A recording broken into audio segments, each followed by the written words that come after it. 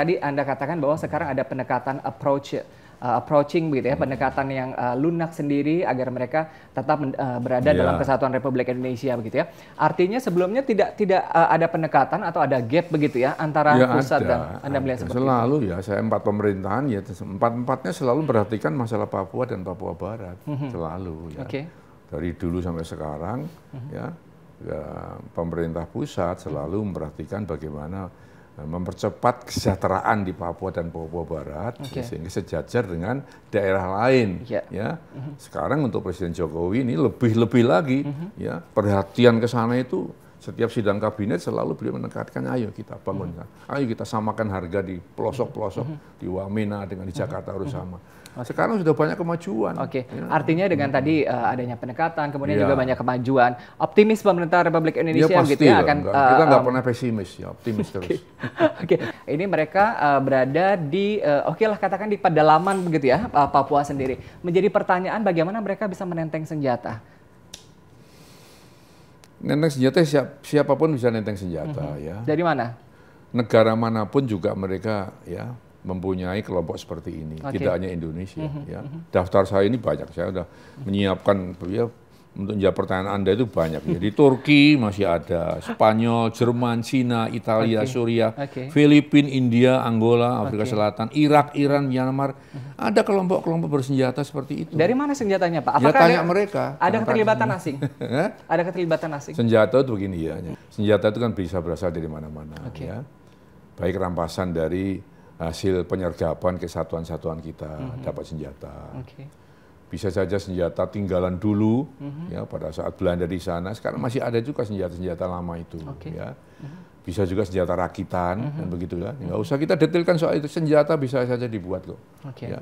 Tinggal bagaimana tipenya itu. Ya. Pak Wiranto, ini menarik kalau kita lihat begitu ya. Saya sedikit mengamati beberapa gambar-gambar yang ada di media sosial ya. Entah ini benar atau tidak begitu ya. Mereka tadi saya katakan menenteng senjata, kemudian juga memakai atribut bendera asing.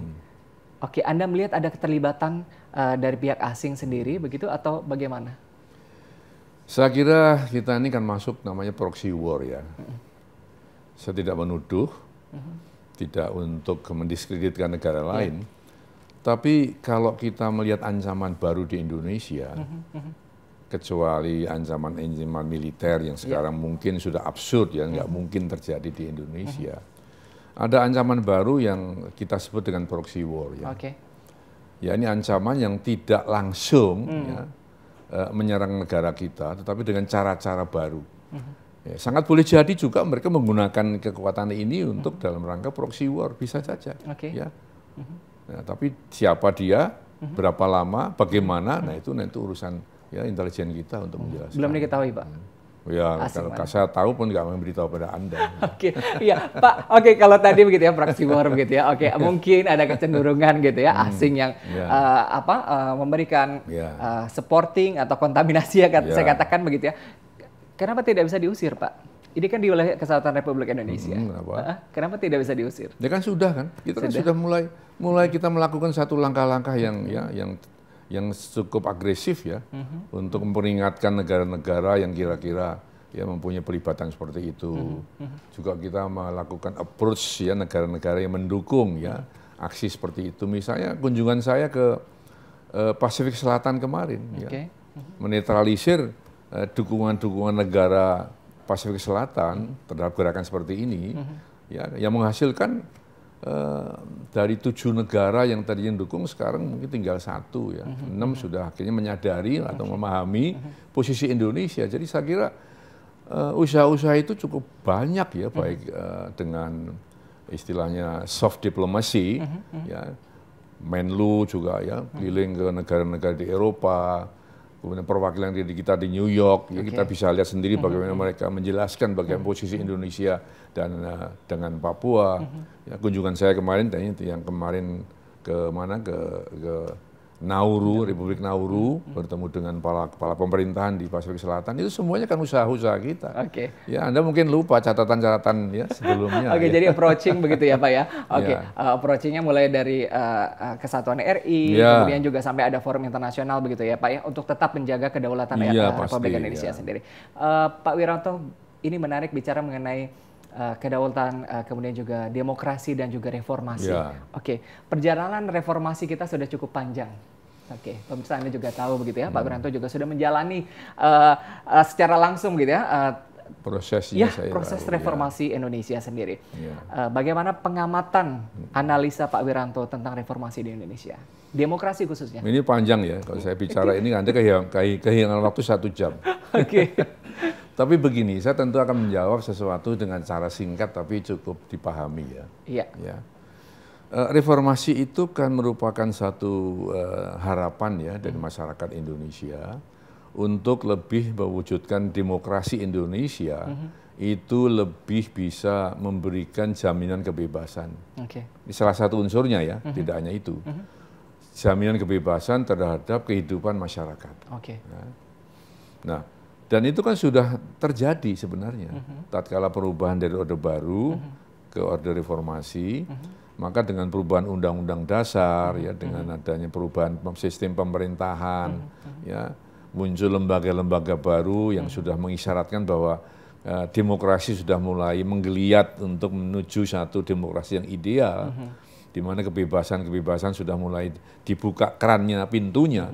Sebenarnya demokrasi kita sedang berjalan, sedang mencari bentuk yang ideal untuk Indonesia. Mencari bentuk yang ideal, gitu ya. Ini banyak tadi tanggapan atau persepsi tentang demokrasi di Indonesia, Pak Wiranto ya. Ada yang bilang bahwa tadi kalau Pak Wiranto katakan ini kita sedang dalam proses mencari bentuk yang ideal dari demokrasi. Ada yang bilang bahwa demokrasi kita kebablasan. Amerika itu kan ratusan tahun baru dapat bentuknya baru. Kita kan baru berapa tahun ini. Pak, kalau ada yang berpendapat kebablasan begitu ya demokrasi kita begitu ya. Tadi kebebasannya ini cenderung kebablasan sendiri. Pak Wiranto sendiri ada pandangan gimana? Kebablasan itu kita sudah mencapai satu titik, kemudian lewat. Nah, sekarang saya tanya kepada Anda, pernah kita nyampe satu titik kebebasan yang ideal? Belum. Ya. Masih dalam proses ya, makanya sedang dalam proses. Saya kira istilah kebablasan itu saya nggak setuju sebenarnya. Karena kebablasan itu sudah sampai lewat lagi. Padahal kita baru mencari ini. Nah, kita mencari satu kebebasan yang bertanggung jawab, kebebasan yang dibatasi oleh hukum. Di dunia tidak ada kebebasan mutlak yang dalam kehidupan satu masyarakat tertentu. Kebebasan selalu ada batasnya. Kebebasan yang mutlak ya, itu pasti akan menimbulkan kekisruhan. Oleh karena itu kita sedang menata ini kebebasan yang pas. Sebenarnya ya sudah bagus, hanya saja rambu-rambu itu sering dilewatin. Rambu-rambunya bukan kebebasannya. Rambu-rambunya itu sering dilanggar, sering dipermainkan. Begitu. Siapa yang memainkan, Pak? Ya pelaku kebebasan ini. Gimana kok tanya gimana? Ya maksudnya apakah tadi begitu ya oposisi begitu atau tadi enggak, ini kan saya bicara umum. Saya bukan berbicara soal persaingan, tapi berbicara bahwa kebebasan di Indonesia ini ya yang sebenarnya sudah mencoba mencari bentuk, ada rambu-rambunya. Nah, kita belum pandai untuk menaati rambu-rambu itu. Sehingga kadang-kadang kisruh, Pak ya. Bukan kadang-kadang, misalnya korupsi sekarang itu kan kebebasan yang berlebihan menggunakan anggaran kan begitu. Nah ini menarik. Bicara mengenai tadi korupsi, kemudian juga ada istilah mafia hukum. Ini akan dijawab oleh Pak Wiranto. Tetap bersama kami di Topik Kita.